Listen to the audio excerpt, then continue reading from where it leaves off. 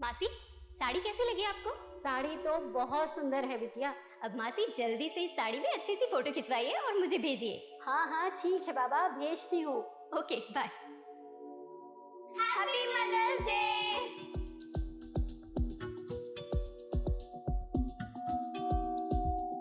शाम की mother's day party के लिए आप दोनों तैयार हैं ना? हाँ बिल्कुल। कोई पार्टी वार्टी नहीं होगी। और वैसे भी शाम को सुमन के घर जाना है जगराते में। कल्याणी, तुम्हें अच्छे से पता है ना कि सुमन का पति प्रताप तुम्हें बिल्कुल पसंद नहीं करता। प्रताप पसंद नहीं करता?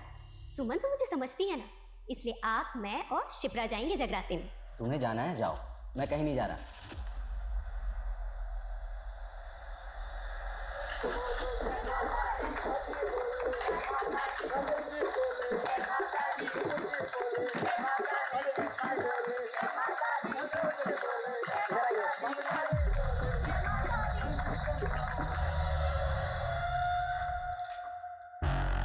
ये देख, जयपुर का ये इलाका पैसे वालों से भरा हुआ है। लेकिन जहाँ जितना पैसा होता है सिक्योरिटी भी बहुत ज़्यादा होती है। अरे मैंने सब चेक किया है। ये देख इधर आ। देख, यहाँ से 1 किलोमीटर दूर पुलिस स्टेशन है और ये कुछ एरियाज हैं जहाँ CCTV इंस्टॉल्ड है, लेकिन कुछ ब्लाइंड स्पॉट्स भी हैं। ये देख रहा है, ये एरियाज, ये सारे ब्लाइंड स्पॉट्स। और एक और चीज़ पता किया मैंने। क्या? इस मोहल्ले में आज जगराते का फंक्शन है, अधिकतर लोग वहीं होने वाले हैं, तो हमें मौका मिलेगा और कई घर खाली मिलेंगे कि हम अपना हाथ साफ कर सकें। ठीक, डन, बढ़िया भाई। गुड। डोर लॉक में इतनी सफाई से खोलूंगा ना कि पुलिस भी नहीं समझ पाएगी कि एंट्री कहाँ से होगी। लेकिन हाँ, इस बार किसी को जान से नहीं मारेंगे। अरे तू संन्यास ले रे यार, रॉबरी करने जा रहे हैं, कोई सामने आएगा तो ठोकना तो पड़ेगा ना। चाची, हाँ ये तो रख दो और मिठाइयों वाली थाली लो। एक मिनट, कॉल आ रहा है, मैं बात करके आती हूँ। हेलो,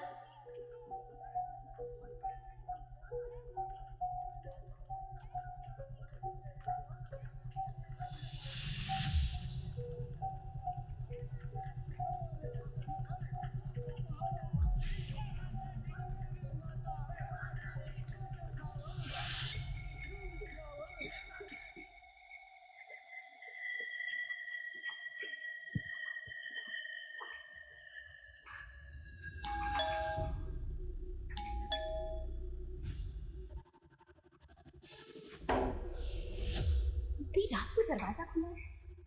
ये लोग भी ना बहुत लापरवाही हैं।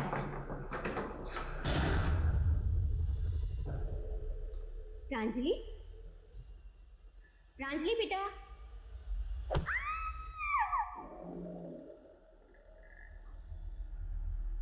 The number you have called is currently switched off.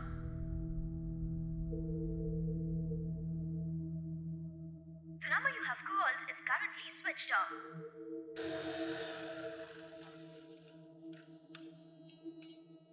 चाची,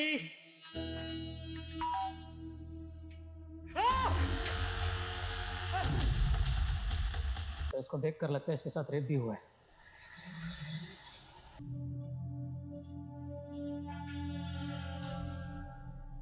इनकी बॉडी पे कहीं भी कोई और एक्सटर्नल इंजरीज के मार्क नहीं। She was pregnant. पेट पर बार बार बार किया गया। पूरे घर को अच्छी तरह से चेक करो। सर,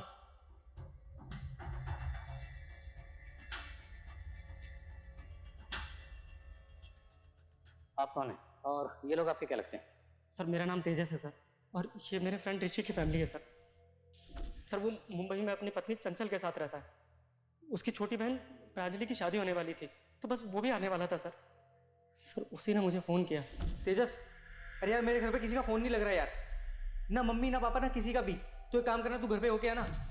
लेकिन हमें तो घर से कोई फ़ोन नहीं मिला। आपकी आखिरी बात कब हुई थी इनसे? सर कल ही हुई थी सर। चाची, ये ऋषि ने कहा था कि बॉक्स आप तक पहुंचा दो। अंकल और प्रांजलि अंदर ही है। हाँ। हम लोग पड़ोस में जगराते में जा रहे हैं। हाँ सर, चाची जी और शिप्रा कल रात को हमारे घर आए थे जागरण के लिए, और उसके बाद चाची जी के पास कोई कॉल आया और वो चली गई। सर थोड़ी देर बाद में शिप्रा के पास भी कोई कॉल आया था। हाँ ठीक है, आते हूँ। और वो भी चली गई थी।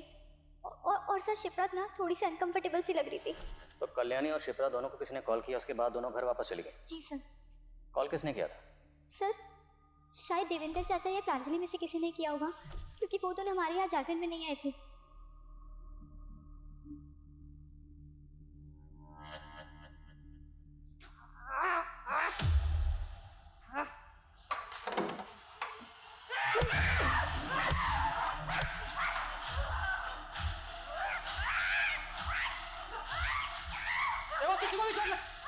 डंडा फेंको, डंडा खींच।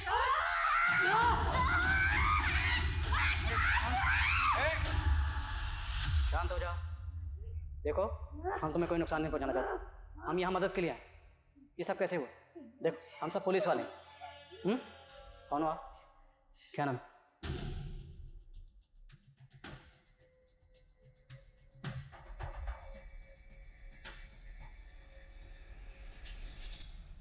है कौन ये लड़की? पता नहीं सर मैं तो इन लोगों को 10 साल से जानता हूँ और पिछले 2 साल से तो ये लोग अजमेर में थे, मैं भी वहीं था सर। पर इस लड़की को मैंने पहले कभी ऋषि के घर में नहीं देखा सर। नहीं सर, हमने कभी इस लड़की को उस घर में नहीं देखा। हो सकता है कहीं बाहर से घुस आई हो, क्योंकि इस एरिया में भी कभी नहीं देखा इसको।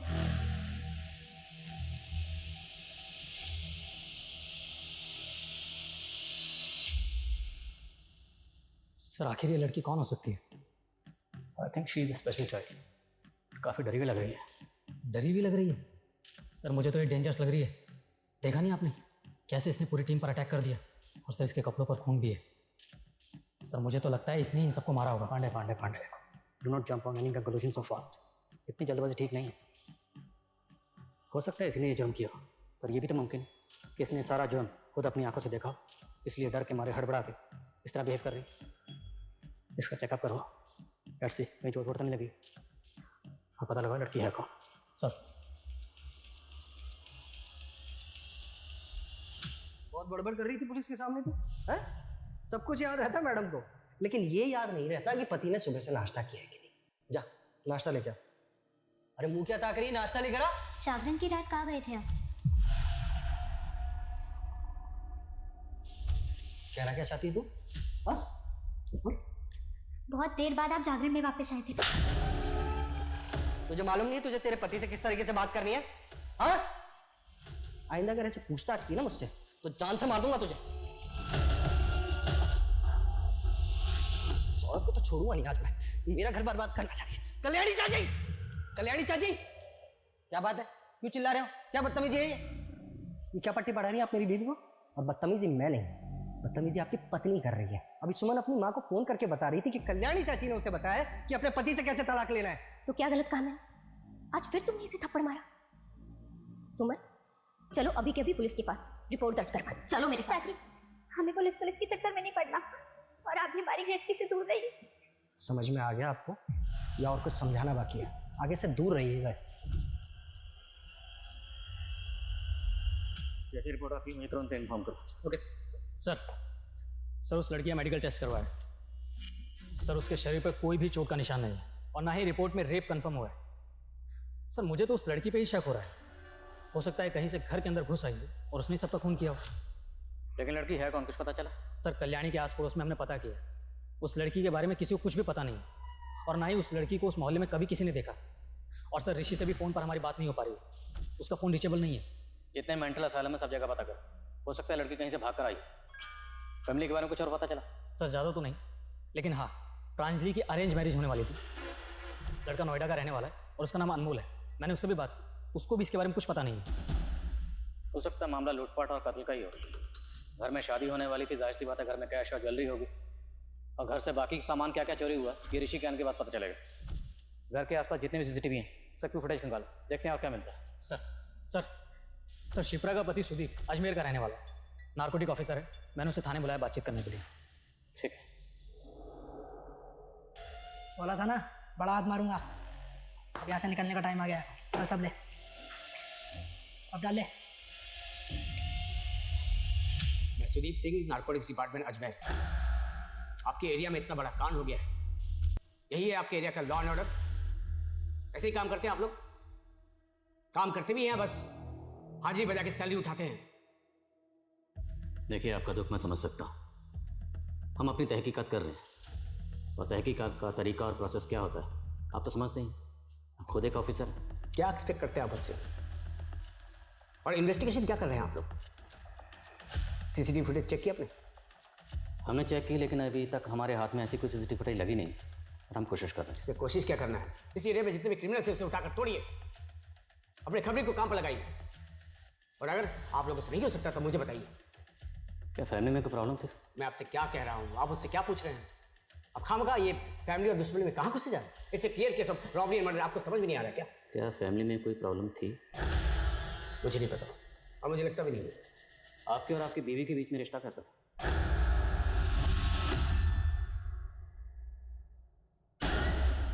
ये क्या रोज रोज का तमाशा है तुम्हारा? मैंने मना किया ना, ये सब मुझे पसंद नहीं है। पर आप तो शाम को आने वाले थे ना? तो अपने घर में आने के लिए पहले तुमसे मुझे पूछना पड़ेगा। एमबी किया ना तुमने, पढ़ी लिखी हो, एंड लुक एट योरसेल्फ। मैं तो समझाना ही बेकार है। मेरे और सिप्रा के बीच में सब कुछ परफेक्ट था। सब कुछ इतना परफेक्ट था तो आपकी बीवी पिछले 7 महीने से मायके में क्यों रह रही थी? क्योंकि वो प्रेग्नेंट थी और अपनी माँ के पास रहना चाहती थी। कुछ हुआ था फैमिली में ऐसा जो आपको अजीब लगा? मेरी कल सुबह सिप्रा से बात हुई थी। मुझे कुछ ठीक नहीं लग रहा, सारा दिन जी घबराता रहता है मेरा। और क्या बात हुई थी? ये हुई नॉर्मल बातें। आप इस लड़की को जानते हैं? जी नहीं, मैंने इसे पहले कभी नहीं देखा। कौन है ये? जब हम आपके ससुराल में पहुंचे, आपके ससुराल में सबकी डेड बॉडीज पड़ी हुई थी और ये लड़की स्टोर रूम में छुपी हुई थी अकेली, और इसके कपड़ों पर खून लगा हुआ था। शायद आप इसे जानते हो, कभी देखा हो वहाँ पे? मैं इसके बारे में कुछ नहीं जानता। कहीं इसी ने तो कुछ नहीं किया।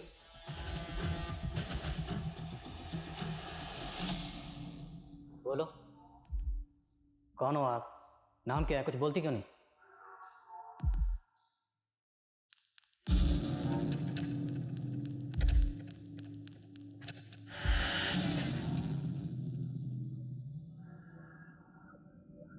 लड़की के पैर पे कुछ चोट का निशान है, एज इफ किसने चेन से बांधा उसे। बिल्कुल सर, क्योंकि हमें कल्याणी और देवेंद्र के घर से लोहे की चैन मिली थी। सर देवेंद्र और कल्याणी का बेटा ऋषि है। सर मैं घर पे सबको सरप्राइज देना चाहता था, फिर मुझे लगा सबको बता देता हूँ, किसी को कुछ सामान मंगाना होगा तो बोल देगा। लेकिन जब मैंने फ़ोन किया तो सबका फ़ोन स्विच ऑफ जा रहा था। मेरी फैमिली के साथ ऐसे कैसे हो गया? सर मैं फ्लाइट में था, मेरा फ़ोन स्विच ऑफ था। आप जरा आइए हमारे साथ, आइए। इन्हें जानते हैं? तुलिका दी?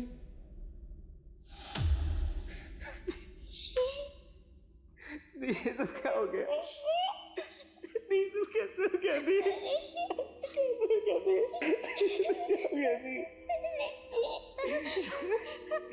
मेरी बड़ी बहन तुलिका। मैं यही हूँ, मैं यही हूँ।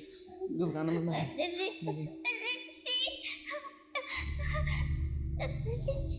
के पैर पर चोट के निशान है, तो आपके घर वाले ने चेन से बांध कर क्यों रखते थे? क्योंकि कभी कभी उनको संभालना बहुत मुश्किल हो जाता है सर। सर माँ मेरे ऑफिस की बहुत इंपॉर्टेंट फाइल थी, मिल नहीं रही है, कहाँ रखी है? अरे बेटा उस सोफे की तरफ देख, उधर ही होगी। कहीं पे भी रख देते हो ना आप लोग। कहाँ है यहाँ पे? यार क्या कर रही हो? अरे वो मेरी फाइल है ऑफिस की। अरे यार वो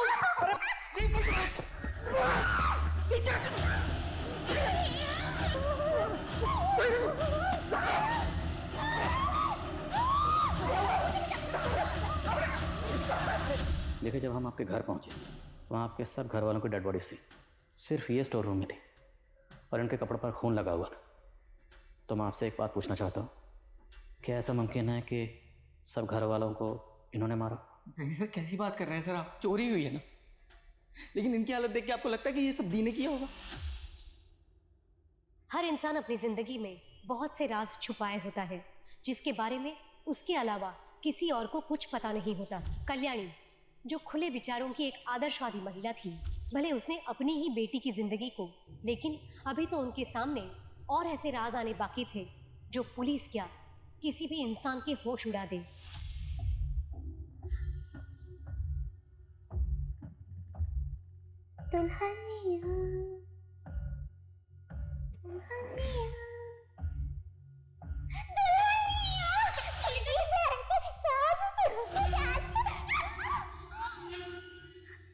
गंदी गंदी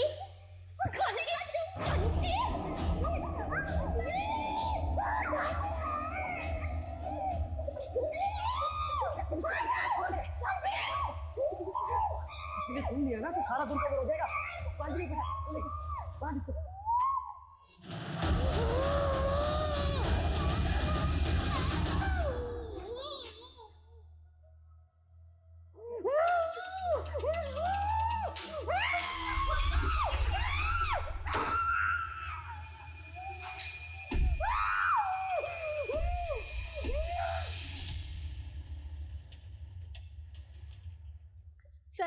सर मैं कल्याणी की मौसी हूँ, मुझे तुलिका से मिलना है।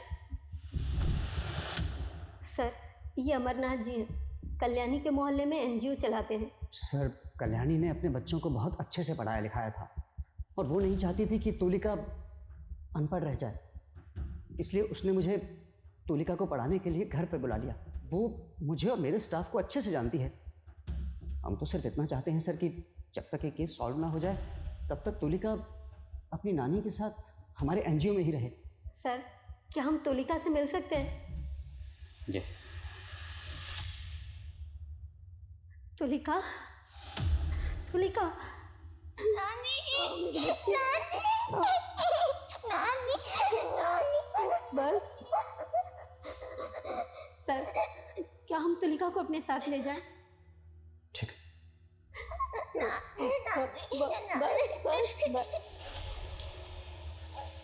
आजा आजा आजा आजा आजा। ये रहा तुम्हारा कमरा। तुलिका ठंडा पियोगी? हम अभी लेके आते हैं, तुम आराम करो।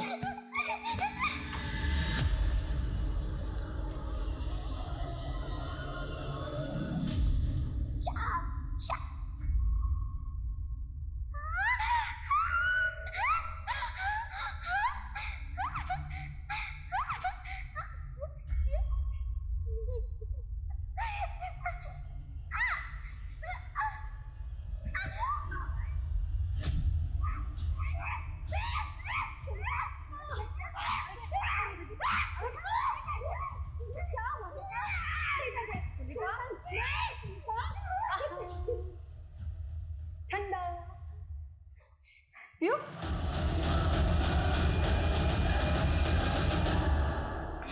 अच्छा लगा? Sir postmortem report.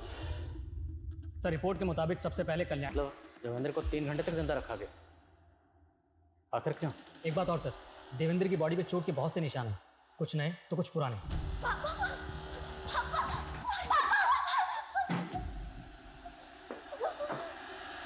Sir Pranjali sexually active तो थी, लेकिन उसके साथ में रेप नहीं हुआ था। पूरी फैमिली को तड़पा तड़पा के मारा गया। पर ताज्जुब की बात है, तुलिका को नुकसान नहीं पहुंचाया गया। सर तुलिका हमें स्टोर रूम में मिली थी, हो सकता है किलर ने उसे देखा ही ना हो। 3 घंटे तक ना देखा, कातिल वहां पर 3 घंटे तक था। सर ये भी तो हो सकता है कि ये पूरा मामला लूटपाट का ही हो और हमें भटकाने के लिए सब किया गया, क्योंकि सर उसी रात को उस एरिया में एक चोरी भी हुई थी। सर घर का ऑनर इंडिया में नहीं रहता है, लेकिन गार्डन की सफाई करने के लिए माली कभी कभी वहाँ पर जाता है। जब कल वो वहाँ पर गया था तो ताला टूटा हुआ दिखा था उसे। मुमकिन है। कातिल तक पहुंचने का हमारे पास एक रास्ता है, और वो है ज्वेलरी जो प्रांजलि ने पहन रखी है।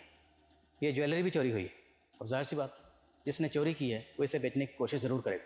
इस ज्वेलरी की फ़ोटो सब जगह सर्कुलेट करो और शहर में जितने भी ज्वेलर्स हैं सब जगह पता करो। और तुम ऋषि से मिलो, मैं लक्ष्मी से मिलता हूँ। Yes sir. हेलो। सच बताऊं तो मैं कुछ भी नहीं जानता हूँ सर।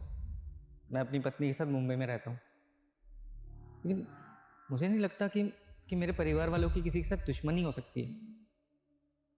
मेरे परिवार में सब अच्छे लोग थे सर, और वो पुराने चोटों के निशान जिसके बारे में आप बता रहे हैं, मैं कुछ भी नहीं जानता हूँ उनके बारे में। हमारा तो बहुत कम आना जाना होता था, सब एकदम ठीक था। पता नहीं एकदम सब कैसे खत्म हो गए। हमें तो लगा था कि हमारे परिवार की 7.5 खत्म हो गई है। ऐसे क्यों कह रही हैं?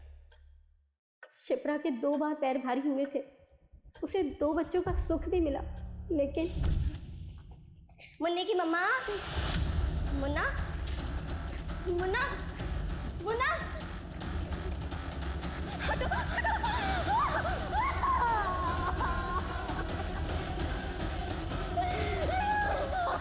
ये एक बार नहीं 2 बार हुआ था। शिप्रा के 2 न्यूबॉर्न बेबी का कत्ल हुआ। किसने मारा था उन्हें? कुछ पता नहीं सर, पुलिस अभी भी पता करने की कोशिश कर रही है।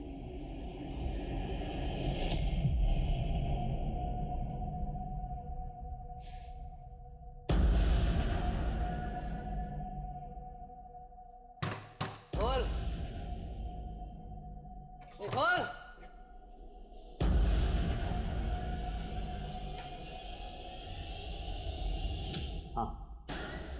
मेरे दोनों न्यूबॉर्न बेबी के एब्डक्शन और मर्डर हुए थे, एक 3 साल पहले, एक 2 साल पहले। पर ये बात आपने हमें पहले नहीं बताई, क्यों? क्योंकि मैं देखना चाहता था कि आप अपनी इन्वेस्टिगेशन अच्छे से कर भी रहे हैं या नहीं। तो देख लिया आपने, मतलब आप हम पर शक कर रहे हैं? लोगों पर शक करना मेरा काम है। हमारा भी। हमने आपकी पूरी तफसील निकाली, तो ना बड़े ऊंचे शाप है आपके, red light area, high and prostitute, सब जगह आना जाना। मैं नार्कोटिक्स में हूँ, ऐसे लोगों से कनेक्शन बनाना मेरा काम है। आपके और आपकी बीवी के दरमियान जो झगड़े होते हैं, लड़ाइयाँ होती थी, उसकी खबर पूरे पड़ोसियों पर? क्यों, आपकी अपनी पत्नी से लड़ाई नहीं होती? होती है, लेकिन वजह वो नहीं होती जो शायद आपके और आपकी बीवी के बीच थी। अच्छा जल्दी से चुप जाओ, मैं 5 तक गिनूंगी। 1 2 3 4 5।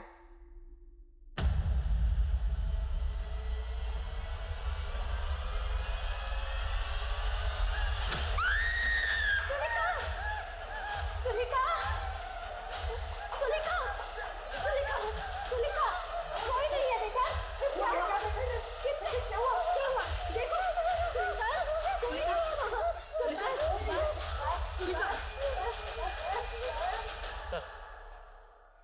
सर कल्याणी और शिप्रा कॉल रिकॉर्ड्स।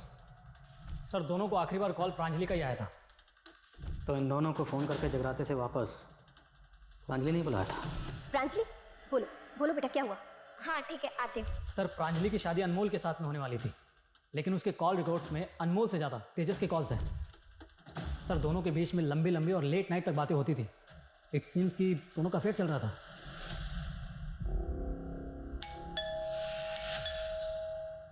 क्या हुआ? लगता है कोई है। तुम एक काम करो, जल्दी से वॉशरूम में छुप जाओ, जाओ जल्दी जाओ।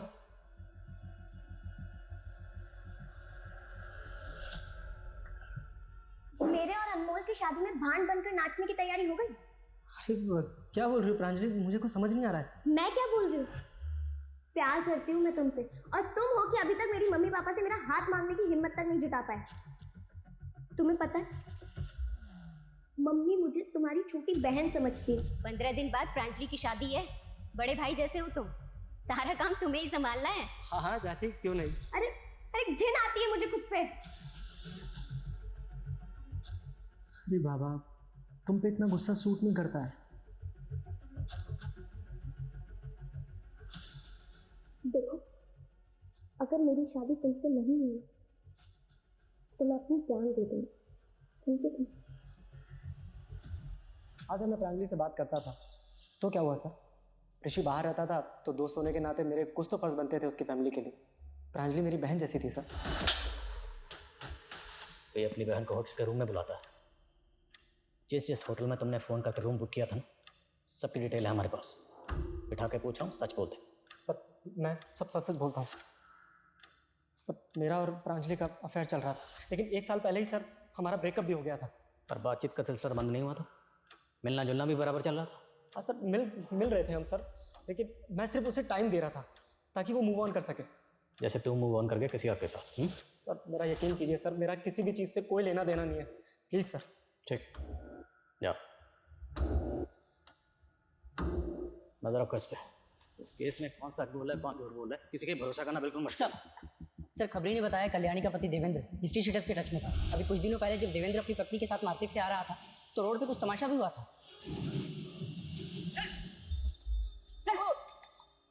आ गए, बच्चे की पढ़ाई के लिए पैसा उधार लिए थे और डकार मार कर बैठ गए। बोल भाई, मैं आपके सारे पैसे लौटा दूंगा। अच्छा, कैसे लौटाओ? मकान गिरवी रख करके पैसा चुकाने की बात कही थी। कहने के तो बड़े बिजनेसमैन हो, लेकिन बैंक बैलेंस एकदम जीरो है। अब तो मकान भी गया। अबे कैसे चुकाएगा हमारे पैसे? मुझे थोड़ा वक्त दो उज्जवल भाई। टाइम तो नहीं दे सकते, पर हाँ प्रसाद दे सकते हैं। दो ले इसको।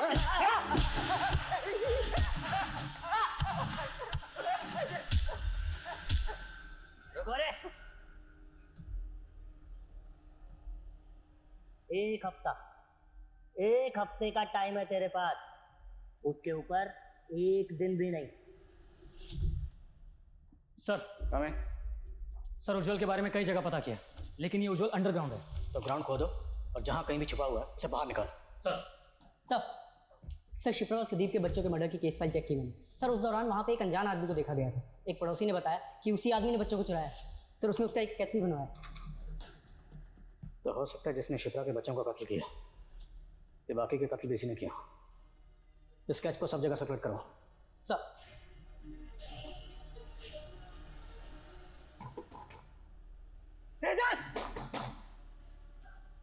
ऋषि तुम हाँ? तूने मेरे पीठ पीछे छुरा बोका। हाँ? मेरे पीठ पीछे छुरा बोका तूने। मेरी बहन के साथ मेरे तिवार का तूने मेरे साथ क्यों मेरी फैमिली को धोखा दिया तूने? अरे शुक्र मानो कि मैंने अभी तक पुलिस को कुछ नहीं बताया है।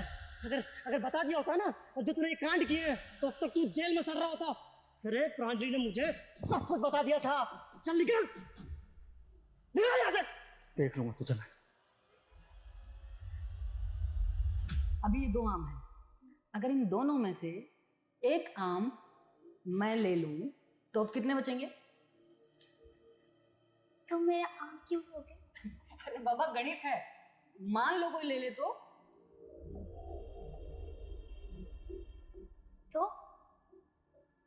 तो मैं गले में ऐसे रस्सी डालकर जोर से खींच दूंगी, जैसे माँ के साथ हुआ। नहीं तो पैसे से मार दूंगी, जैसे शिप्रा दीदी के साथ हुआ। तो कपड़े खोल के गले में रस्सी डाल के खींच दूंगी, जैसे प्रांजलि के साथ हुआ। जो तुलिका को परेशान करेगा तुलिका उसको डिशम कर डालेगी। तुम ये सब तुम क्या कह रही हो?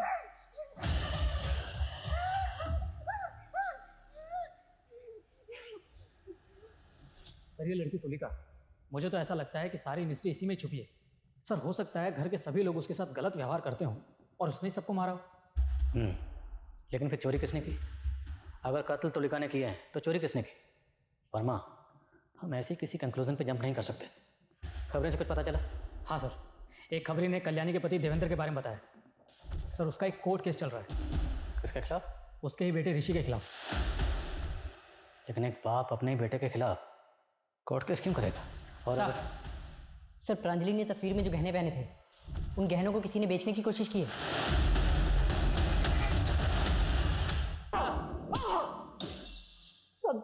सर मैं सच कह रहा हूँ सर, मैंने किसी को नहीं मारा है सर। तूने कुछ नहीं किया तो गहने तेरे पास कहाँ से आए? सर गहने सर वो तो खुद मुझे प्रांजलि ने दिए थे और कहा था कि अगले दिन वो मुझे 1 बजे मिलेगी। लेकिन सर उसी दिन सुबह सुबह मेरे पास ऋषि का फोन आया। हाँ ऋषि, अरे यार मेरे घर पे किसी का फोन नहीं लग रहा यार। तो एक काम करना, तू घर पे होके आना। और जब मैं वहां जाकर मैंने देखा तो ये ऐसे नहीं बोलेगा, इसकी अच्छे से मरम्मत करो। सर अगर आपको ऐसा लगता है कि सबका खून तेजस नहीं किया है तो फिर उसने तुलिका को क्यों छोड़ दिया? देखते हैं, पहले ऋषि को बुलाओ। सर आप लोगों ने मुझे क्यों पकड़ा है? मैंने तो कुछ भी नहीं किया। ये फाइल हमारे लॉयर ने दी है। तुमने अपने बाप के पछताने घर के जाली कागज बनाकर उस घर को बेच दिया था।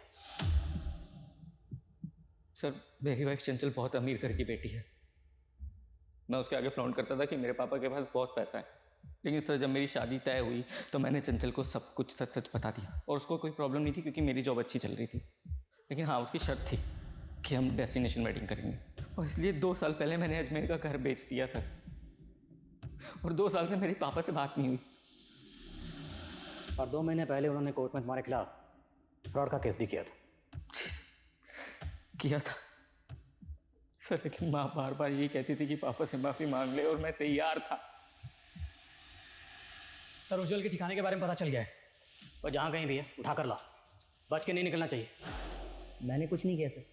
वो साला 4 साल से मेरा पैसा दबा करके बैठा और जब मांगा तो पूरी फैमिली को लेके अजमेर से यहाँ जयपुर भाग करके आ गया। अजमेर से जयपुर तो तू भी आया था, वो भी ठीक उसी दिन जिस दिन देवेंद्र की फैमिली का कत्ल हुआ। जिस दिन उनका कत्ल हुआ उस दिन तेरी और तेरे साथ जो लोग थे उनके फ़ोन की लोकेशन उसी एरिया में थी।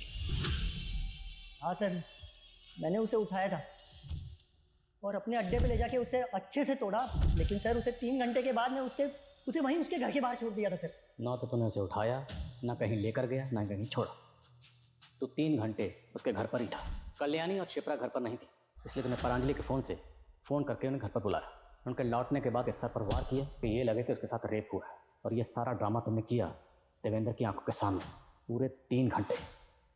और 3 घंटे ये सब करने के बाद जब तेरे दिल में ठंडक पहुंची। मैंने कुछ नहीं किया सर। वर्मा, करो मरम्मत इसकी।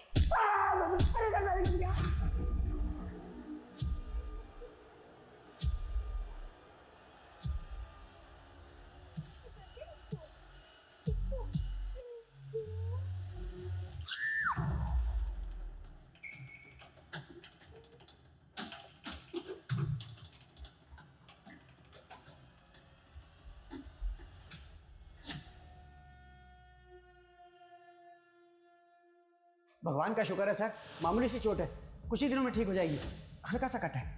अमरनाथ जी, क्या लगता है आपको तुलिका पर इस तरह से किसने हमला किया होगा? कह नहीं सकता सर। मुझे सीसीटीवी फुटेज देखनी है। हाँ हाँ सर, फुटेज दिखा देते हम।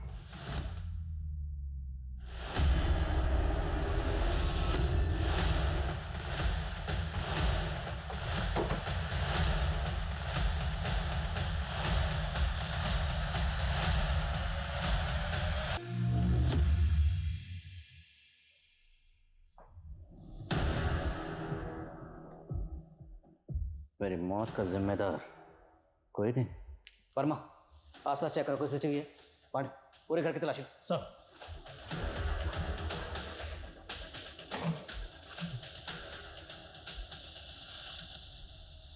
सर।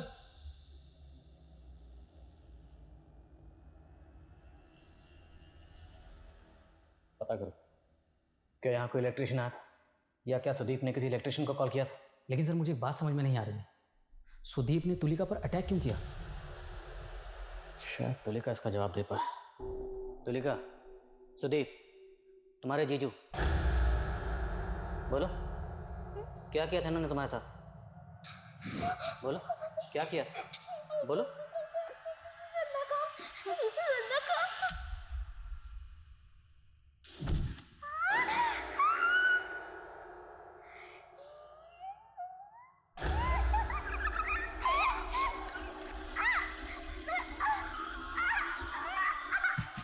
भले ही तुलिका की समझ किसी सामान्य लड़की से अलग थी, लेकिन सुदीप की घिनौनी हरकत से उसके तन और मन पर उतनी ही गहरी चोट लगी थी। पुलिस को इस बात का अंदाजा तो लग गया था कि सुदीप ने तुलिका के साथ बलात्कार किया था, लेकिन अभी भी इस बात की पुष्टि होनी बाकी थी। उसकी बॉडी पे और गले पे नेल से खरोंच के निशान थे। क्या ये कत्ल किसी औरत ने की? क्योंकि प्रांजल के कपड़े इधर उधर किए गए, जिससे ये लगे कि उसका रेप हुआ, पर रेप हुआ नहीं। तो क्या ये मुमकिन है कि कातिल कोई औरत है? हो सकता है सर, क्योंकि सुसाइड नोट की हैंड राइटिंग सुदीप की हैंड राइटिंग से मैच नहीं कर रही। और सीसीटीवी? सारे सीसीटीवी की 10 मिनट पहले ही वॉइस डिलीट हो गई थी, सब बंद थे। और जो खुला हुआ फैन था वो? सर सुदीप ने इलेक्ट्रिशियन को फ़ोन करके बुलाया था, लेकिन वो गया नहीं था क्योंकि वो शाम में जाने वाला था। सवाल ये है कि ये सारी बातें कातिल को कैसे पता थी? एक काम करो, सुदीप और शिप्रा के बच्चे के कत्ल और किडनैपिंग के इल्ज़ाम में जिस आदमी का स्केच बना था, वो स्केच लग रहा। Okay sir.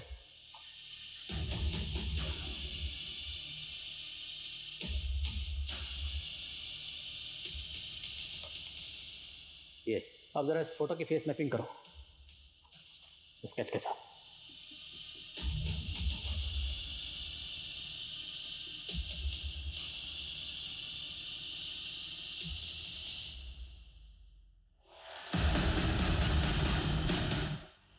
मैंने किसी को नहीं मारा सर, मैं तो इसी एनजीओ में पिछले 2 साल से नौकरी कर रहा हूँ। मैं भला किसी को क्यों मारूंगा सर? इस एनजीओ से पहले तो कहाँ काम करता था? इससे पहले मैं दिल्ली में कुक का काम करता था। तो कोई दिल्ली विल्ली नहीं था, तो यहीं जयपुर में था। तुम पर शक तो मुझे उसी दिन हो गया था जिस दिन मैं तुम्हें एनजीओ में देखा, जब तुम्हारी उंगलियां कीबोर्ड पर एकदम दौड़ रही थी। किसी कुक की उंगलियां नहीं थी, बल्कि किसी टेक्निकल एक्सपर्ट की उंगलियां थी। और ये तुम्हारा नाखून, ये कुक का नाखून है। और सुदीप के घर में जो हमें सुसाइड नोट मिला, उस पर जो हैंड राइटिंग है वो सुदीप की नहीं, तेरी। तेरा भांडा फूट चुका है। सबसे पहले मैंने शिप्रा के बच्चों को अपना शिकार बनाया। वो तो माँ कहलाने के लायक ही नहीं थी। और जब उस रात शिप्रा और कल्याणी जगराते में गए थे, तब देवेंद्र भी घर पर नहीं था। उस रात में उसी इरादे से वहां गया। माचिस है क्या?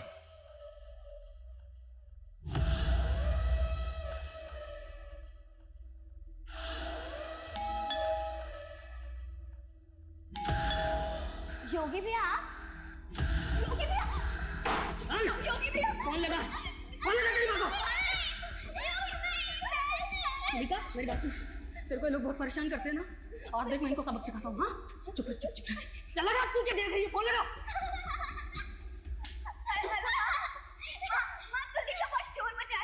अच्छा तू परेशान बिल्कुल मत हो, मैं आ रही हूँ। हाँ इतनी रात को दरवाजा खुला है। प्रांजलि, प्रांजलि बेटा। हेलो शिप्रा दी, मम्मी की तबीयत बहुत खराब हो गई है, आप प्लीज जल्दी आ जाइए। हाँ ठीक है। मुझे तुलिका ने खुद बताया था कि सुदीप ने ही उसका रेप किया है। गंदा जीजा, चोट लग गई जीजा, गंदा गंदा जीजा।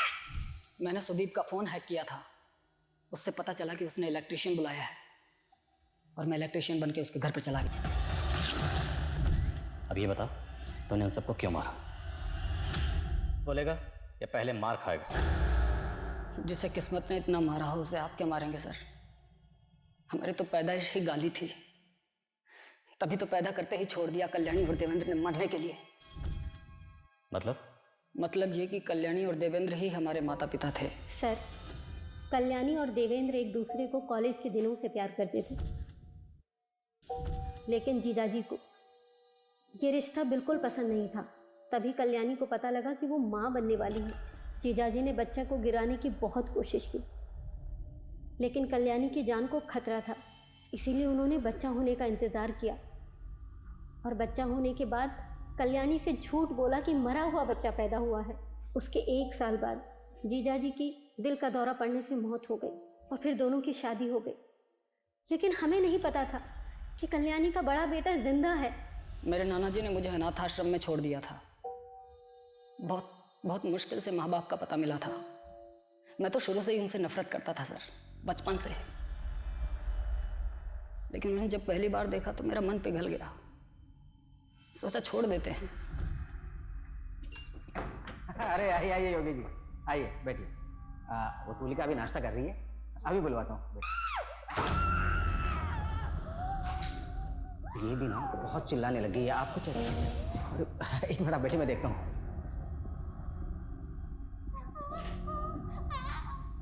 लेकिन जब देखा कि वो लोग तुलिका से बहुत बुरा बर्ताव कर रहे हैं, मेरा खून खोल गया सर, और मैंने मार दिया सबको। मेरी बहन तुलिका कितनी प्यारी है ना, मासूम, एकदम पवित्र। जिन लोगों को तूने मार दिया वो भी तुलिका से प्यार करते थे, और बहुत ज़्यादा प्यार करते थे। तुमने एक हंसता खेलता परिवार ख़त्म कर दिया, एक ऐसा परिवार जिसका शायद तुम भी हिस्सा बन सकते थे।